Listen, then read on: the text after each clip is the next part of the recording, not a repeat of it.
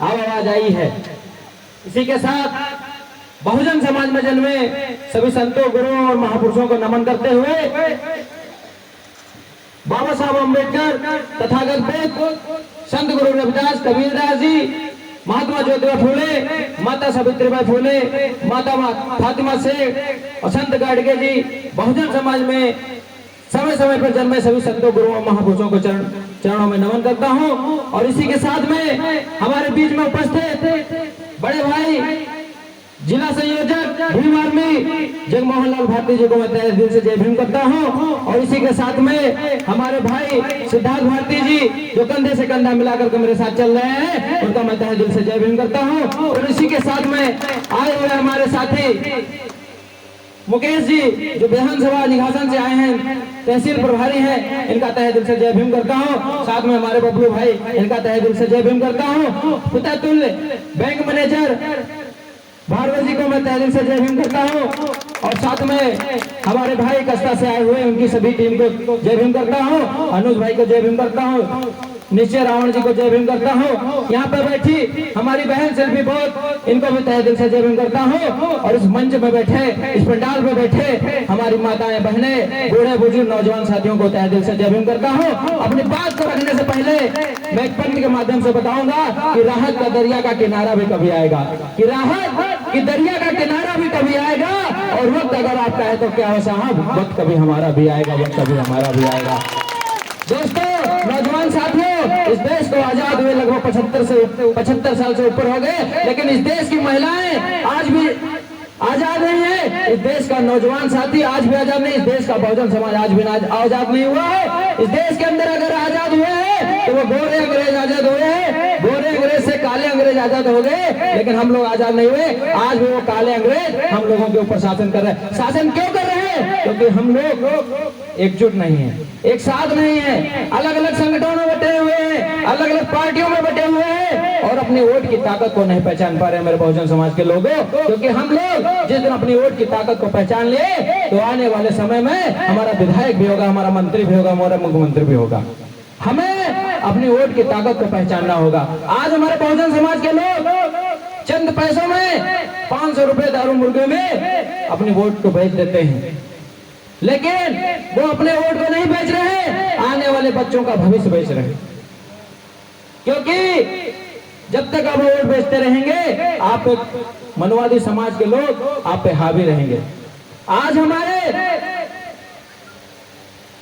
हमारे लोगों को मूंछ रखने पर मार दिया जाता है, तो कहीं मटके से पानी पीने पर मार दिया जाता है, तो कहीं हमारी बहन बेटियों के साथ इज्जत लूटी जाती है उनकी जात को देख करके। मेरी माताएं, बहनें, मैं उनसे कहना चाहता हूं कि अगर कोई मनवादी उसकी ऐसी सोच है कि आप एक दलित बिरादरी से आती हैं और आप गौतम बिरादरी से आते हैं, आप नीच बिरादरी से आते हैं, तो आपके तरफ गलत नजर रखें और आपके तरफ गलत सोचने की सोच रखे। तो मैं आपके दावे के साथ कह रहा हूं, इस मंच के माध्यम से कह रहा हूं, माताओं बहनों, अगर ऐसी सोच रखने वाला आपकी तरफ नजर उठाए तो उसकी नाक निकाल लो। मैं इस मंच के माध्यम से कहता हूं, आपका अपना भाई दीपक जादव आपके साथ खड़ा होगा, अपनी पूरी टीम के साथ आपके साथ खड़ा होगा।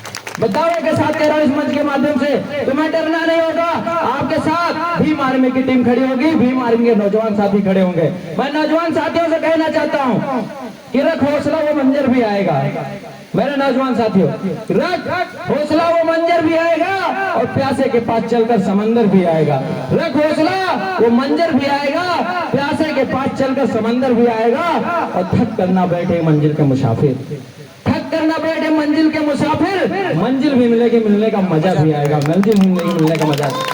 मेरे नौजवान साथियों, अगर आप चाहते हैं इस देश के अंदर इज्जत से जीना, अगर चाहते हैं इस देश के अंदर हमारा मान सम्मान बचा रहे, अगर चाहते हैं इस देश में हमारे बूढ़े बुजुर्गों का सम्मान बचा रहे, अगर चाहते हैं इस देश के अंदर हमारे भारत का संविधान बचा रहे, तो आने वाले 2027 में इस विधानसभा से हमें अपना विधायक बनाना होगा और इस उत्तर प्रदेश को हमें बड़े भाई चंद्रशेखर आजाद जी को मुख्यमंत्री बनाना होगा मेरे भाइयों।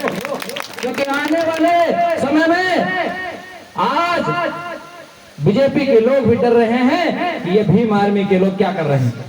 आपने देखा होगा 11 सितंबर में जब दिल्ली में गया तो वहां पे खड़े होने की जगह नहीं थी। 5 लाख से ऊपर लोग पहुंचे आरक्षण बचाओ अभियान में। तो बड़े भाई चंद्रशेखर आजाद ने आह्वान किया था कि 11 सितंबर महारैली होगी, उस महारैली में 5 लाख से ऊपर लोग पहुंचे, क्योंकि अब बहुजन समाज अब कमजोर नहीं, अब अशिक्षित नहीं रहा। अब हमारे समाज के लोग एसपी डीएसपी बने बैठे हैं, तो हमें कमजोर मत समझा जाए। और जो लोग सोचते हैं कि हम भीम आर्मी वालों को डरा देंगे, धमका देंगे, उन्हें जेल पहुंचा देंगे, तो मैं उनसे कहना चाहता हूं कि मत समझना डराने से डर जाएंगे, तो मत समझना तुम्हारे डराने से डर जाएंगे। हो अब की सारी हदों से गुजर जाएंगे, हम मौत के नाम का खौफ देता है क्यों, मौत जिस रोज आएगी मर जाएंगे, मौत जिस रोज आएगी मर जाएंगे। लेकिन तुम्हारे डराने और धमकाने से हम डरने वाले नहीं है, हम बाबा साहब की औलादे हैं। समय आने पे हम तुम्हें बताएंगे कि हमारे पास दोनों ताकत है। अगर आप चाहेंगे तो कलम की ताकत से लड़ेंगे, अगर आप चाहेंगे तो तलवार की ताकत से भी लड़ने के लिए हमारे अंदर जोश और जज्बा है। हम पीछे हटने वाले लोग नहीं हैं। मैं कहना चाहता हूं आप लोगों से कि जो लोग हमारे समाज के साथ शोषण कर रहे, अत्याचार कर रहे हैं, उनसे कहना चाहता हूं कि ये चांद, इस मंच के माध्यम से कह रहा हूं, ये चांद, ये सितारे हमारे साथ में रहेंगे, ये चांद, ये सितारे हमारे साथ में रहेंगे अगर आप लोगों के हाथ हमारे हाथ में रहेंगे। ये चांद, ये सितारे हमारे साथ में रहेंगे अगर आप लोगों के हाथ हमारे हाथ में रहेंगे। और ठक कर घर में बैठ जाएं, कोई बच्चे नहीं है, ठक कर घर में बैठ जाएं, कोई बच्चे नहीं है हम। और ये जितने भी शोषण करने वाले लोग हैं, चाहे वो किसी भी धर्म के लोग हैं, चाहे वो बीजेपी के लोग हैं, आरएसएस के लोग हैं, तो हमारी सरकार होगी तो हवालात में रहेंगे। कहाँ रहेंगे साथियों? हवालात में रहेंगे। आज इस मंच के माध्यम से बता रहा हूँ, तुम कर लो शोषण, कितना करोगे, समय हमारा भी आएगा, तुम्हारे औकात दिखाएंगे कि जब हमारा समय आएगा तुम खून के आंसू रोओगे। जैसे हमारे समाज के लोगों को डराया धमकाया जाता है। अभी हमारा भाई बता रहा था, अमित भाई, कि ये लोग महिलाओं को लेकर जाते हैं हमारे खिलाफ मुकदमा दर्ज कराने के लिए। कराइए मुकदमा दर्ज, हम भी पढ़े हैं संविधान, हम भी जानते हैं इसका किस तरीके से विरचना होती है। और आज कहीं पे भी, चाहे वो जिला स्तर में हो, चाहे ब्लॉक में हो, या किसी भी गली में या किसी भी गांव में, अगर किसी भी बहन बेटी के साथ गलत होता है या हमारे बहुजन समाज के लोगों के साथ कहीं गलत होता है, तो सबसे पहले भीम आर्मी की टीम वहां पहुंचती है। 100 नंबर से पहले अगर टीम पहुंचती है तो वो कौन पहुंचती है मेरे साथियों? भीम आर्मी की टीम पहुंचती है। आज जो बहुजन समाज सोया हुआ था, आज भीम आर्मी की बदौलत से आज वो जगने लगा है, आज वो सामने आने लगा है, आज सड़कों में उतरने लगा है, वरना वही लोग अपने घरों में सोए हुए थे। मेरी माताओं बहनों, आपको जगना होगा। जब तक आप अखंडवाद में पड़ी रहेंगे, आपके आने वाली भविष्य भी खराब होता रहेगा। इसी तरीके से आप लोग अखंडवाद में पड़े रहेंगे, अपने बच्चों को पढ़ा नहीं पाएंगे। जब 10-5 हजार रुपया इकट्ठा होता है तो आप कहीं मुंडन कराते हैं, तो कहीं ऐसे कहीं वहां स्थान में जाएंगे, कहीं उधर स्थान में जाएंगे, उसमें पैसा उड़ता है। लेकिन आप उस पैसे को बचा करके अपने बच्चों को अच्छी शिक्षा दें, इंग्लिश मीडियम में पढ़ाएं। क्या हमारी औकात नहीं इंग्लिश मीडियम में पढ़ाने की? हम 500 रुपए पर डे कमाते हैं, महीने में 15,000 रुपया हुआ। अगर 200 रुपए हम पर डे अपने बच्चों के लिए बचाएं तो 6,000 रुपया बचता है। 6,000 रुपए किसी भी स्कूल की फीस नहीं। हम अपने बच्चों को अच्छी शिक्षा दिला सकते हैं, लेकिन हमारी सोच ही इतनी नीची हुई है कि हम पढ़ा नहीं पाएंगे, हम अपने बच्चों को पढ़ा नहीं पाएंगे। पढ़ा सकते हो, मेहनत करिए। अगर आप चाहते हो कि आपका बच्चा अच्छा डीएम एसपी कलेक्टर बने, तो सबसे पहले अपने बच्चों को अच्छी शिक्षा दिलाएं। मैं कहना चाहता हूं आप लोगों से, उन लोगों से मैं कहना चाहता हूं जो जेल पुलिस और लाठी डंडों का डर हमें दिखाते हैं कि हो गया है फैसला अब ठहेंगे नहीं, कि हो गया है फैसला अब ठहेंगे नहीं, तुम्हारी जुल्मों सितम अब सहेंगे नहीं। और तुम दिखाते हो जेल पुलिस लाठी डंडों का डर हमें, कि तुम दिखाते हो जेल पुलिस लाठी डंडों का डर हमें। अब मौत भी आएगी तो बेटा डरेंगे नहीं, अब मौत भी आएगी तो बेटा डरेंगे नहीं। हम बहुजन समाज भीम आर्मी के सिपाही, अगर हम मुकदमों से डरने लगे तो आज हम यहाँ नहीं खड़े होते।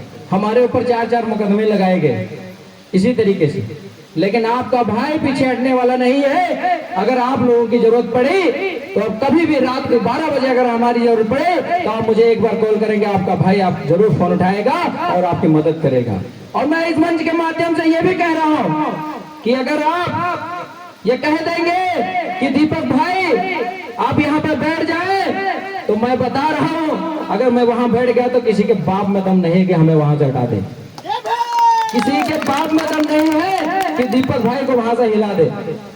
ये भीम आर्मी की ताकत है। इस जिला लखीमपुर के अंदर अगर दहाड़ रहे हैं तो बाबा साहब अम्बेडकर और बड़े भाई चंद्रशेखर आजाद जी की वजह से मैं दहाड़ रहा हूं। अगर आज मुझे इतनी मान सम्मान मिला है भीम आर्मी की वजह से, तो भाई चंद्रशेखर आजाद जी को मैंने देख के सीखा है और बड़े भाई अभिषेक जाटव जी को देख के सीखा।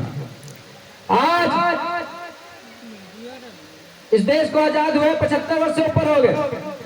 उससे पहले भी हमारी माताएं बहनें थी, पहले भी हम पैदा हुआ करते थे, लेकिन हमारे गले में हांडी और कमर में झाड़ू हुआ करती थी। मैं आज अपनी माताओं और पिता से भी ज्यादा बेहतर बाबा साहब अम्बेडकर को मानता हूँ, उनसे भी बड़ा मानता हूँ, क्योंकि माता और पिता पहले भी जन्म दिया करते थे। जब हम आजाद नहीं हुआ करते थे, जब हमारे गले में हांडी कमर में झाड़ू हुआ करती थी, तो हमारे माता पिता पहले भी हमें पाल पोस के बड़ा करते थे, लेकिन हम जो जंजीर में जकड़े हुए थे उस जंजीर से छुड़ाया किसने? उसने बाबा साहब अम्बेडकर ने उस जंजीर से हमें छुड़ाया। तो हम माताओं और पिता से बढ़कर कौन हुआ? बाबा साहब अम्बेडकर। मैं आज भी बाबा साहब अम्बेडकर को अपनी माता पिता से ज्यादा बेहतर मानता हूँ। मैं अपनी बात को विराम करते हुए एक पंक्ति के माध्यम से कहूंगा कि लबों पे सजा कर हम अपने संविधान निकले हैं, कि लबों पे सजा कर हम अपने संविधान निकले हैं और वतन पे मर मिटने के लिए अरमान निकले हैं। लबों पे सजा कर हम अपने संविधान निकले हैं और वतन पे मर मिटने के लिए अरमान निकले हैं। और जमाना अगर तुला है जान लेने की हमारी, तो जमाना अगर तुला है जान लेने की हमारी, तो हथेली पे सजा कर हम भी अपनी जान निकले हैं, हथेली पे सजा। इसी के साथ जय भारत जय संविधान और अपनी बात को विराम देता हूं। आगे हमारे बड़े भाई सिद्धांत भारती जी हैं, आप लोगों के बीच में अपनी बात रखेंगे। जय भीम जय भारत।